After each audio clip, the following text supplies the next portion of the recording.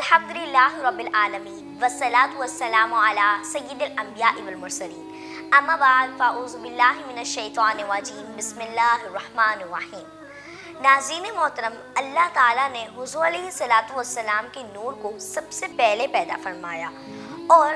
کب، کہاں اور کس تاریخ کو پیدا فرمایا یہ اللہ تعالیٰ کے علاوہ اور کوئی نہیں جانتا۔ لیکن آج ہم ایک ایسی روایت کو سنیں گے کہ جس سے اندازہ لگایا جا سکتا ہے کہ ہمارے پیارے آقا صلی اللہ تعالیٰ علیہ وآلہ وسلم کو کتنا پہلے آپ کے نور کو پیدا فرمایا گیا۔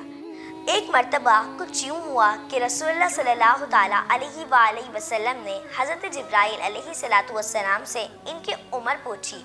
تو آپ نے عرض کی، یا رسول اللہ، مجھے میری عمر کے بارے میں کچھ خبر نہیں، لیکن ایک بات میں جانتا ہوں کہ 70,000 سال کے بعد ایک تارا چمکتا ہے، اور میں نے اس تارے کو 72,000 بار دیکھا ہے۔ رسول اللہ صلی اللہ تعالیٰ علیہ وآلہ وسلم نے فرمایا، اے جبرائیل، خدا کی قسم وہ تارا میں ہی ہوں۔ ناظرین، ہمیں اس واقعے سے یہ معلوم ہوا کہ ہمارے پیارے آقا صلی اللہ تعالیٰ علیہ وآلہ وسلم کے نور کو فرشتوں سے بھی پہلے بنایا گیا۔ وہ جو نہ تھے تو کچھ نہ تھا، وہ جو نہ تھے تو کچھ نہ تھا، وہ جو نہ ہو تو کچھ نہ ہو، وہ جان ہے جہان کی،